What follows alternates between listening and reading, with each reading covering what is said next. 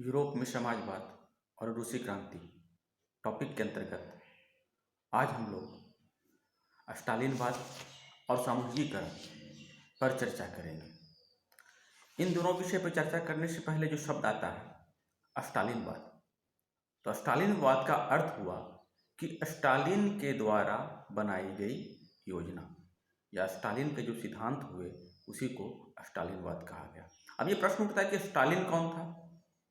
तो लेनिन के बाद बोल्शेविक पार्टी का या रूस के कम्युनिस्ट पार्टी का जो प्रमुख नेता बना वह था स्टालिन, और उसी के द्वारा जो है योजना प्रारंभ की गई, उसी योजना को कहा गया स्टालिनवाद, और इसी योजना का अंग था सामूहिकीकरण। थोड़ा पीछे से चर्चा करें। पिछले क्लास में आप लोग समाजवादी समाज के निर्माण के बारे में पढ़ चुके हैं और इसमें कुछ बातें आपको बताई गई थी कि प्लान बना करके पंचवर्षीय योजना लागू की गई, विभिन्न प्रकार की वस्तुओं की कीमत तय कर दी गई। ये दो बातें प्रमुख रूप से बताई गई थी आपको। इसके अलावा शिक्षा व्यवस्था की शुरुआत की गई। हम लोग को मुख्य रूप से आर्थिक योजना पर चर्चा करनी है स्टालिनवाद के अंतर्गत। इसमें ये बताया गया कि सभी प्रकार की वस्तुओं की कीमत तय कर दी गई। तो जब ये कीमत तय कर दी गई तो उसके बाद रूस में अनाज के संकट की स्थिति उत्पन्न हो गई।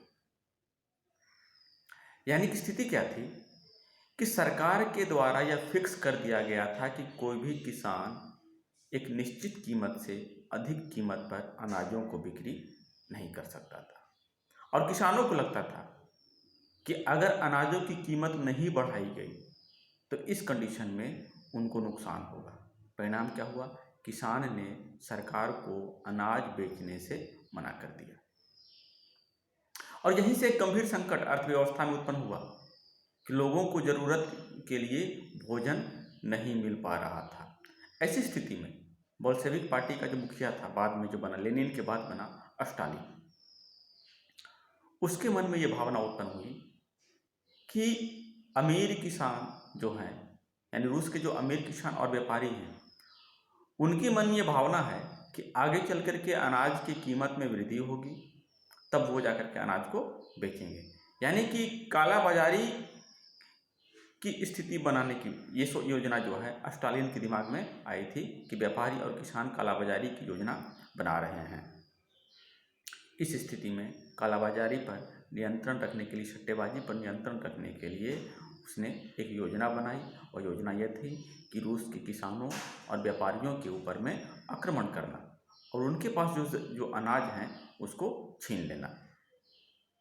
तो 1928 ईस्वी में सरकार के द्वारा जो है, यानी स्टालिन के नेतृत्व में बड़े पैमाने पर व्यापारियों के ऊपर, बड़े किसानों के ऊपर हमला किया गया। उनके पास जो अनाज थे उन अनाजों को जब्त कर लिया गया। यहाँ पर आपको बताते चलें कि रूस के जो बड़े और समृद्ध किसान हुआ करते थे, जिनके पास अधिक मात्रा में ज़मीनें हुआ करती थी, उन किसानों को कुलक कहा जाता था। यानी कि कुलक रूस के समृद्ध और अधिक भूमि वाले किसान थे।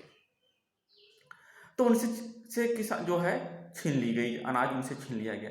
लेकिन जैसा कि स्टालिन ने सोचा था कि किसानों से अनाज छीन लेने के बाद रूस में अनाज का संकट समाप्त हो जाएगा, लेकिन ऐसा कुछ भी नहीं हुआ। तो इसके बाद स्टालिन की अगली योजना थी सामूहिकीकरण। सामूहिकीकरण के बारे में बता दें कि सामूहिकीकरण की योजना खेती पर लागू की गई थी, जिसमें छोटे छोटे खेतों को मिला करके बड़े खेत का निर्माण किया जाना था। और ये जो बड़े खेत थे उनको कोलखोज कहा जाता था। फिर से सुनेंगे, रूस में ज़मीन के छोटे छोटे टुकड़ों को मिला करके एक बड़े टुकड़े में परिवर्तित कर देना ही सामूहिकीकरण था, और इस योजना में जो बड़े खेत का निर्माण होता था उसको कोलखोज कहा जाता था। स्टालिन और उसकी सरकार ने इस बात का तर्क दिया कि चूंकि ज़मीन के अधिकांश टुकड़े छोटे हैं और उस पर बड़े मशीन और आधुनिक तकनीक का इस्तेमाल नहीं किया जा सकता है, जिसके कारण उपज में कमी आ रही है, इसीलिए छोटे छोटे खेतों को मिला करके बड़े खेत का निर्माण कर दिया जाए और मजदूर उस खेत में काम करेंगे और उस खेत में काम करने वाले सभी मजदूरों को उनकी कार्यशक्ति, उनकी क्षमता के अनुसार उनके बीच में अनाज का वितरण कर दिया जाएगा। इस प्रकार सरकार के नियंत्रण में बड़े बड़े गोल खोज या सामूहिक खेतों का निर्माण करना ही सामूहिकीकरण की योजना थी। और ये योजना शुरू किसके द्वारा की गई? तो ये योजना स्टालिन के द्वारा किया गया। तो स्टालिन ने इसके बाद है 1929 से सभी किसानों को ये आदेश दे दिया गया कि आप जो है सामूहिक खेत यानी कि गोल खोज में काम करेंगे। लेकिन स्टालिन के इस निर्णय से किसान और भी नाराज हो गए और उन्होंने सामूहिक खेत यानी कि गोल खोज में काम करने से मना कर दिया। और इसके विरोध में किसानों ने अपने मवेशियों को यानी जानवरों को जो कि खेत में काम करते थे उनकी हत्या करनी प्रारंभ कर दी। इस स्थिति में सरकार के द्वारा कठोर कार्रवाई की गई। गोल खोज का यानी सामूहिकीकरण का विरोध करने वाले लोगों को सजा दी गई। इस स्थिति में किसानों का कहना था, देखिए किसान का सीधी सी बात उनकी मांग थी कि वो अपनी अनाज सरकार को नहीं बेचना चाहते हैं। क्यों? क्योंकि सरकार उन्हें उनके लागत से भी कम कीमत दे रही है। इस कंडीशन में किसान उनको बेचना नहीं चाहते थे। ऐसा बात नहीं था किसान समाजवाद के विरोधी थे, कोई भी किसान समाजवाद का विरोधी नहीं था। किसानों ने स्पष्ट रूप से कहा ना तो वो अमीर हैं और ना ही समाजवाद के विरोधी हैं, लेकिन वो सरकार को अपने अनाज नहीं बेचना चाहते। फिर भी सरकार के द्वारा यानी स्टालिन के द्वारा सामूहिकीकरण की योजना जारी रही, लेकिन इसके बावजूद भी रूस में अनाजों के उत्पादन में वृद्धि नहीं हुई। और आगे की स्थिति देखते हैं। 1930 से लेकर 1933 के बीच में 1930 से लेकर 1933 के बीच में रूस में भयंकर अकाल पड़ा, जिसमें कि लगभग 40 लाख लोग मारे गए। तो ये कंडीशन थी स्टालिनवाद और सामूहिकीकरण की। लोगों को लग रहा था, एक भ्रम सा पैदा किया जा रहा था, अर्थव्यवस्था का विकास हो रहा है, सामूहिक खेतों से अधिक मात्रा में उत्पादन हो रहा है, लेकिन ऐसा वास्तव में कुछ भी नहीं हो रहा। और इसी समय में जब लोगों ने स्टालिन की योजना का विरोध करना प्रारंभ किया तो स्टालिन और उसके सहयोगियों ने उसके सामूहिकीकरण की योजना का विरोध करने वाले के ऊपर मुकदमा चलाया। उनके ऊपर मुकदमा चला करके उनको जेल की सजा दी गई।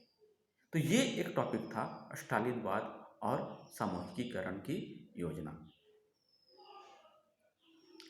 अब यहाँ से जो टॉपिक से जो प्रश्न बन सकता है कि सामूहिकीकरण से आप क्या समझते हैं? प्रश्न फिर से सुनेंगे। सामूहिकीकरण से आप क्या समझते हैं? इसके अंतर्गत स्टालिन ने कौन कौन क्या व्यवस्था लागू की? सामूहिकीकरण से आप क्या समझते हैं? इसके अंतर्गत स्टालिन ने क्या व्यवस्था स्थापित की? दूसरा प्रश्न, किसानों ने स्टालिन के सामूहिकीकरण योजना का विरोध क्यों किया? किसानों ने स्टालिन के सामूहिकीकरण योजना का विरोध क्यों किया? ये दोनों प्रश्न हैं, इसका आप आंसर तैयार करेंगे।